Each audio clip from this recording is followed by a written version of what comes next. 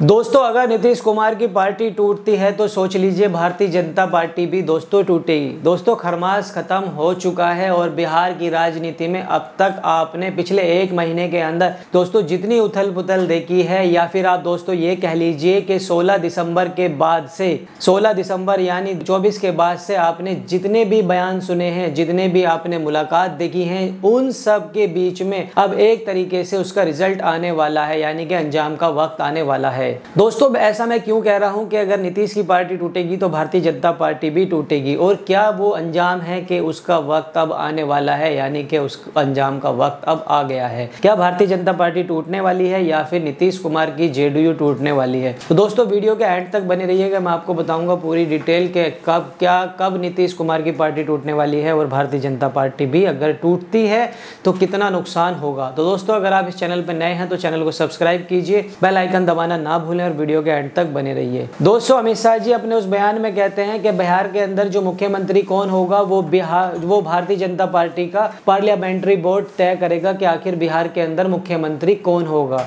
दोस्तों इसके बाद 17 दिसंबर को वो बाबा साहब भीमराव अंबेडकर के ऊपर एक टिप्पणी करते हैं, और ये टिप्पणी वो संसद के अंदर बैठकर करते हैं, राज्यसभा के अंदर करते हैं, जिसके बाद दोस्तों पूरे देश में हंगामा मच जाता है। और फिर नीतीश कुमार एनडीए की मीटिंग में जाने से दोस्तों मना कर देते हैं, 2 दिन के लिए दिल्ली जाते भी हैं, लेकिन भारतीय जनता पार्टी के किसी भी नेता से वो मुलाकात नहीं करते। दोस्तों अमित शाह अपना बिहार का दौरा रद्द कर देते हैं और बिहार के डिप्टी सीएम विजय सिन्हा ये बयान देते हैं, इसी बीच अटल बिहारी वाजपेयी जी को सच्ची श्रद्धांजलि जब होगी जब बिहार की बीजेपी की अपनी सरकार होगी। दोस्तों मैं आपसे फिर कह रहा हूं कि बयानों का वक्त अब निकल चुका है। दोस्तों नीतीश कुमार को अब भयानक लग चुकी है कि अगर वो आज की तारीख में पलटकर इस्तीफा देकर तेजस्वी के साथ जाते हैं, आरजेडी के साथ वो चले जाते हैं, तो भारतीय जनता पार्टी एक झटके में उनके सांसदों को तोड़ देगी, क्योंकि लल्लन सिंह और संजय झा पहले ही आज की तारीख में भारतीय जनता पार्टी के लोग दोस्तों गुड़ गाने लगे हैं काफी हद तक। यही नीतीश कुमार की तारीफ ना करें, नीतीश कुमार के कामों की तारीफ ना करें, लेकिन वो नरेंद्र मोदी सरकार के कामकाज की काफी तारीफ करते हैं। नीतीश कुमार दोस्तों जानते हैं कि उनकी पार्टी को तोड़ा जा सकता है, उनकी पार्टी पर हमले किए जा सकते हैं।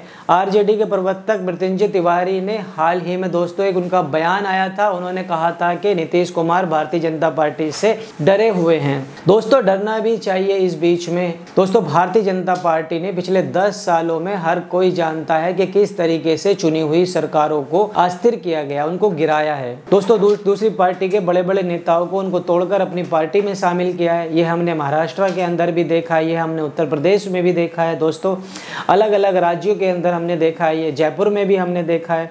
दोस्तों अब नीतीश कुमार को ये लगने लगा है कि अगर नीतीश कुमार की पार्टी पर अगर इस तरीके का कोई संकट आता है तो नीतीश कुमार उससे पहले अपनी तैयारियां कर लेनी चाहिए। दोस्तों इसीलिए नीतीश कुमार ने अपने सबसे करीबी शख्स मनीष वर्मा को पार्टी का महासचिव बना दिया था। दोस्तों हाल ही में नीतीश कुमार ने बैठकें भी की थी काफी। नीतीश कुमार प्रगति यात्रा पर भी निकले थे। बिहार की मौजूदा स्थिति क्या है, बिहार की जनता उनके बारे में क्या सोचती है, क्या महसूस करती है, ये जानने के लिए भी नीतीश कुमार निकले दोस्तों। और अब नीतीश कुमार अपनी प्रगति यात्रा पर के तीसरे चरण पर 16 तारीख से निकलने वाले हैं। दोस्तों नीतीश कुमार ने नरेंद्र मोदी के करीबियों को, नरेंद्र मोदी के भरोसेमंद नेताओं को झटका देना शुरू कर दिया है। दोस्तों ये नीतीश के ही तेवर थे कि बीजेपी के सिन्हा को अपने बयान पर सफाई देनी पड़ी थी, और अब चिराग पासवान के घर पर जब दही चूड़ा हुआ दोस्तों तो नीतीश कुमार पहुंचे, बिना चिराग से मिले, वो 5 मिनट के अंदर वापस आ गए। दोस्तों नीतीश कुमार अब अपना एक एक कदम फूक फूक कर रख रहे हैं। दोस्तों हाल ही में अपनी पार्टी के बड़े नेताओं विधायकों के साथ उन्होंने एक मीटिंग भी की थी।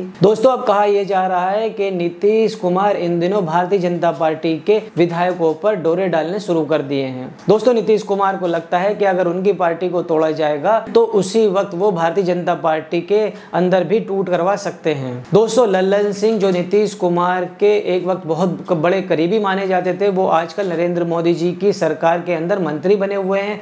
और भारतीय जनता पार्टी के बैकग्राउंड से आने वाले संजय झा दोस्तों इस वक्त वो जेडीयू के कार्यकारी अध्यक्ष भी हैं। नीतीश कुमार को दोस्तों ये भी लगने लगा है कि प्रशांत किशोर को उनके खिलाफ लाने की जो पूरी भूमिका है, जो पूरी रणनीति है, पूरी जो तैयारी है, वो भारतीय जनता पार्टी ने पहले ही तैयार कर ली है। दोस्तों बीपीएससी छात्रों का प्रदर्शन अपने चरम पर पहुंच चुका है बिहार के अंदर। दोस्तों उस प्रदर्शन में भारतीय जनता पार्टी की जो चुप्पी है, जिस तरीके से प्रशांत किशोर अनशन करते रहे, प्रदर्शन करते रहे, हाय हल्ला करते रहे, प्रशांत किशोर के प्रतिमंडल राज्यपाल से मुलाकात भी कर ली, ये सारी बातें नीतीश कुमार को अखरने लगी हैं। दोस्तों नीतीश कुमार को लगने लगा है कि भारतीय जनता पार्टी दरअसल उनको सियासत तौर पर शून्य कर देना चाहती है। दोस्तों भारतीय जनता पार्टी चाहती है कि नीतीश कुमार को नवीन पटनायक बना दिया जाए। भारतीय जनता पार्टी है कि नीतीश कुमार कुर्सी छोड़ दें और बिहार के अंदर मुख्यमंत्री की जो कुर्सी है उस पर बीजेपी का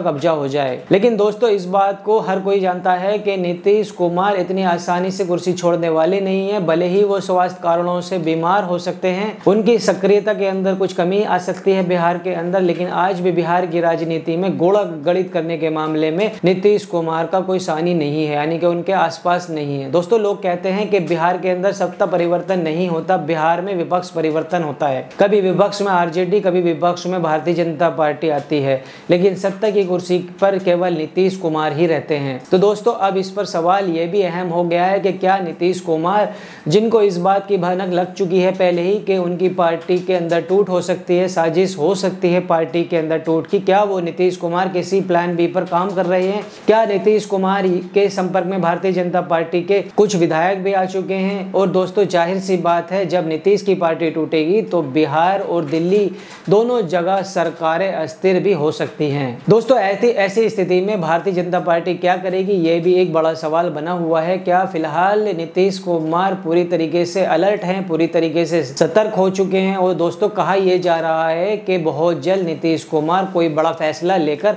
भारतीय जनता पार्टी को एक बिहार में और पूरे देश की राजनीति को चौंका सकते हैं, एक बड़ा झटका दे सकते हैं। तो दोस्तों नीतीश कुमार के मन में क्या चल रहा है ये तो वही जान सकते हैं, और क्योंकि नीतीश कुमार के मन को समझ पाना भी बहुत बड़ा सवाल है, बहुत बड़ा चैलेंज होता है। तो दोस्तों अब इंतजार कीजिए कि क्या आखिर नीतीश कुमार क्या करते हैं और वो क्या करने वाले हैं, और उनका अगला कदम क्या होगा। क्या भारतीय जनता पार्टी को राहत देगा या फिर यह तनाव देगा? तो दोस्तों फिलहाल इस खबर में इतना ही। आपको वीडियो कैसी लगी, वीडियो को लाइक कीजिए, चैनल को सब्सक्राइब कीजिए। तब तक मिलते हैं दोस्तों अनदर वीडियो में। जय हिंद।